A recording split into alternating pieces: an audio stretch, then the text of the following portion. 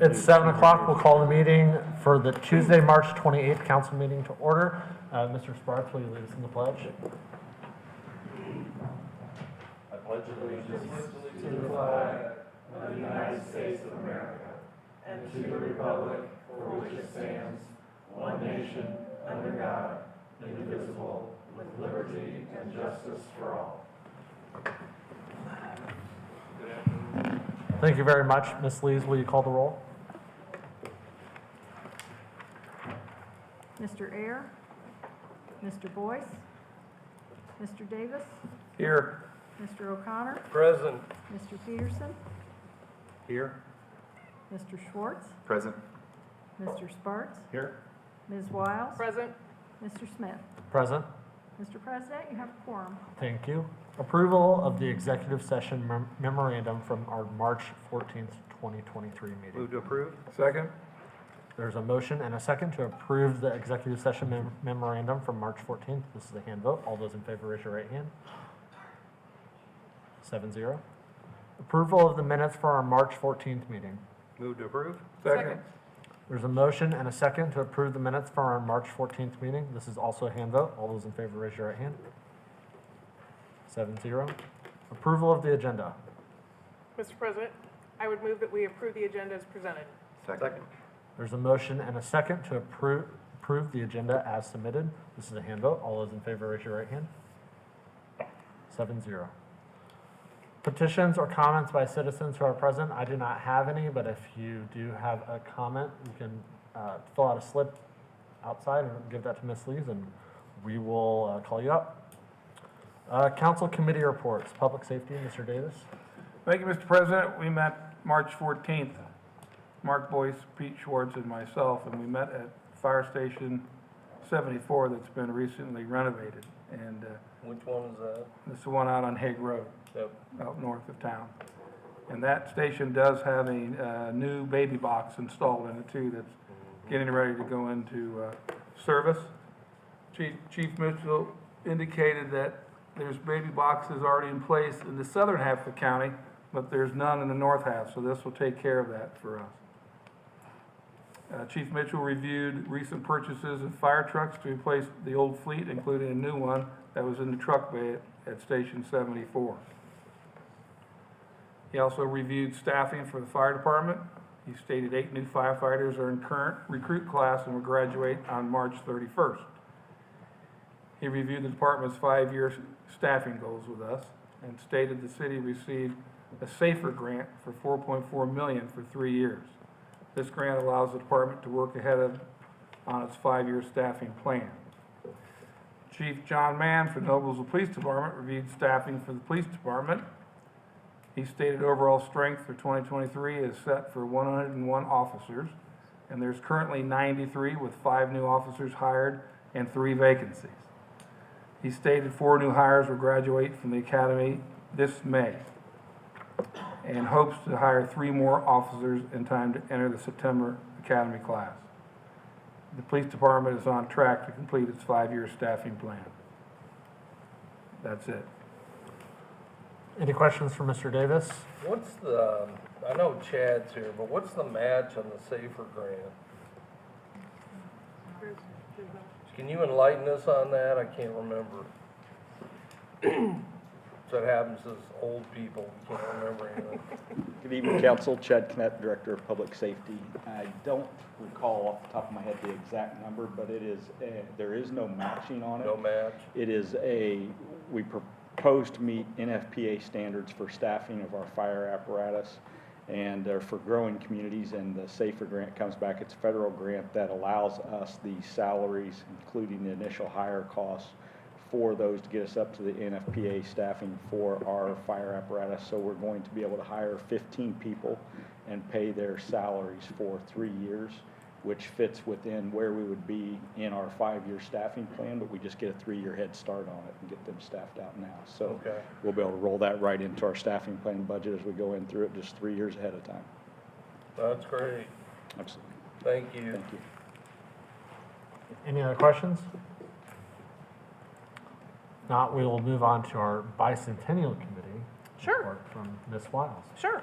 As many of you know, Noblesville is celebrating its bicentennial along with Hamilton County this year. And so the county has done a great job of putting together a calendar of events, and they're doing advertisements of different things that are happening throughout the county. The city of Noblesville, we have some amazing organizations that already put on some great events. So what we've decided to do is just ask those organizations to add in a bicentennial component to their events. So at Miller Palooza, there was a little bit of bicentennial. Noblesville Main Street will add in some different things. But we do have a celebration kit that is available to charitable organizations and community groups. So going to the City of Noblesville website, in the upper right-hand corner, there is the circle logo. Looks like this. You can click on that and it'll give you some more information. It has a calendar of events that'll take you to the different organizations that are hosting events in the City of Noblesville. And then there's also an opportunity to request a celebration kit. That will include stickers, some coasters that will be available to groups. We actually have some flags that groups can be able to post in their areas. And then for larger events, we have some feather or razor flags that'll be displayed. So we'll make those available kind of in and out. But the celebration kits can be requested by going to the website and filling out the form, and then we will get that information and those materials to the various groups. And the county's divided into the townships. Which month is Noblesville and Wayne Township? July is Noblesville? July is Noblesville's big month, and so there will be lots of celebration and activities taking place in the month of July between the 4th of July parade and the fireworks festival. The mayor's annual ball and celebration will be bicentennial themed. The Noblesville Main Street Street Dance, in conjunction with the county, they'll be doing an ice cream social in the courthouse square. So that'll be a day-long activity on July 22nd. And so there's just a month full of activities. Again, all of that information can be found on the county website, on the county's website with their calendar, and then with the city's website as well. Any other questions? We'll move on to finance. Thank you, Mr. President. Finance Committee met March 23rd. Probably one of the more interesting Finance Committee meetings we've had in a while. Talked at length about the P&C Self-Insurance Loss Performance Fund. The city's self-insured, as you may or may not know, and there's a lot of moving parts in that finance program for insurance. It's a big number for the city from an expense standpoint. With inflation doing what it's done here recently, along with the number of claims that have increased nationally, the premiums for insurance have gone up dramatically. So we had a very robust conversation. We had our advisors in, went through the self-insured program. I thought it was very informative. It's something I think we're going to do on a regular basis going forward.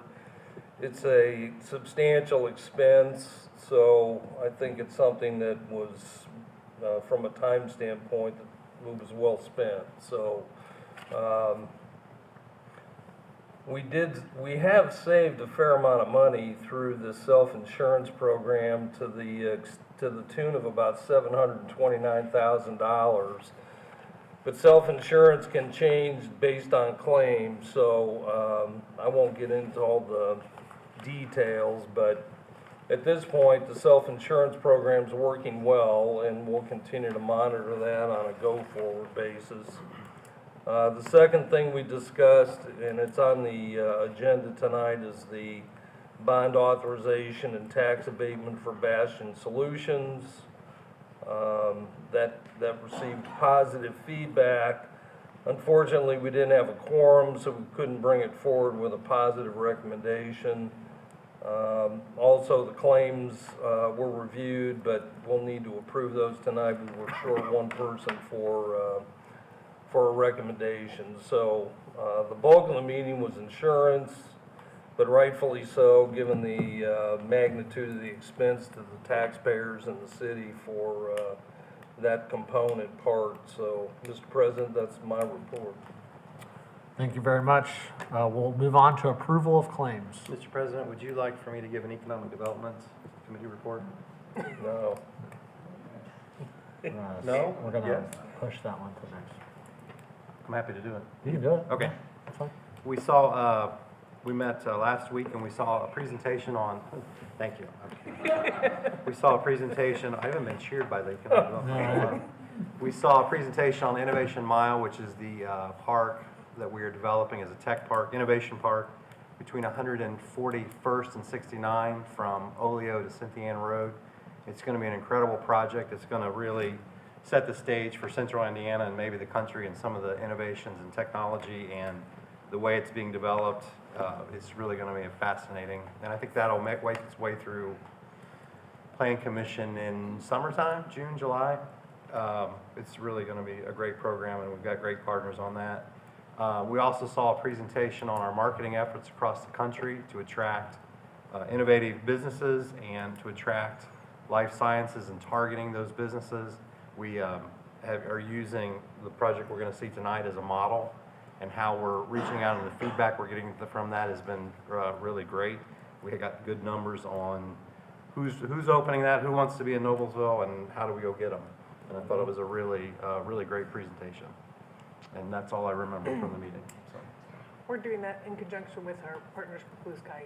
Oh, Blue Sky Technology, yep. I think that's it. That's all I remember. Any questions for Mr. Peterson? You want to approve claims? I will approve the claims. Make a motion to approve the claims. Okay.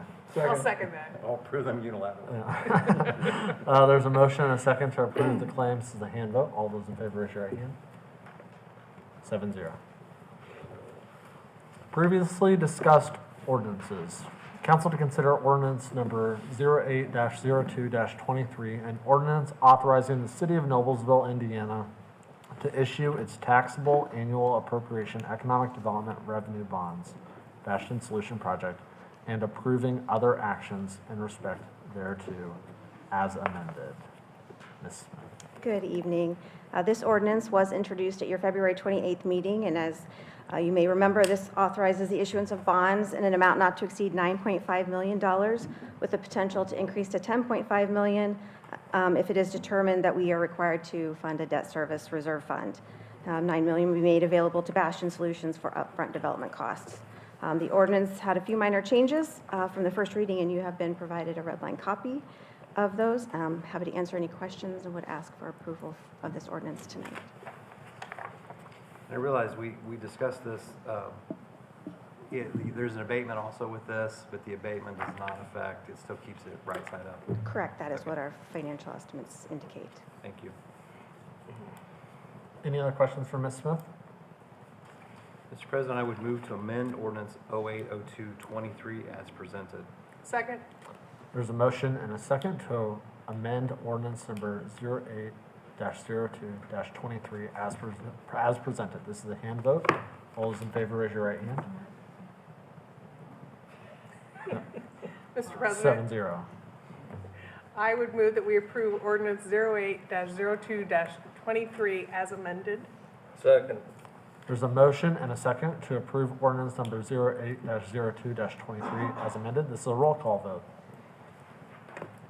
Now I'm on the same page.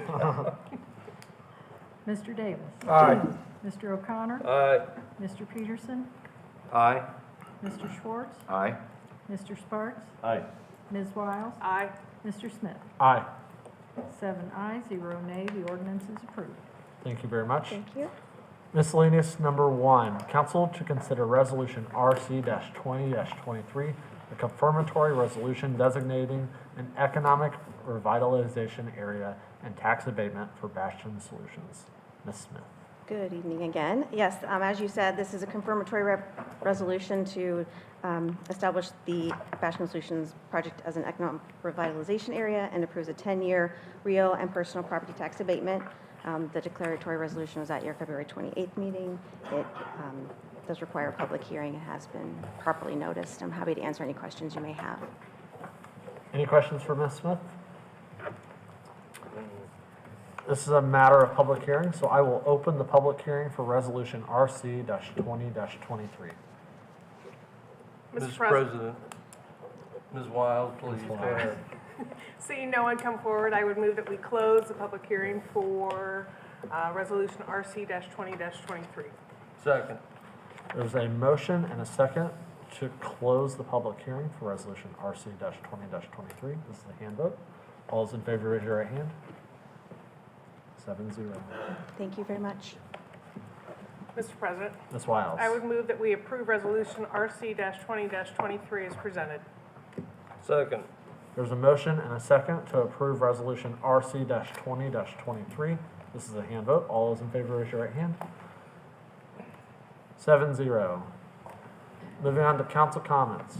I have several. Just wanted to remind everybody during spring break. Are you taking Brian Ayers' place? Yeah.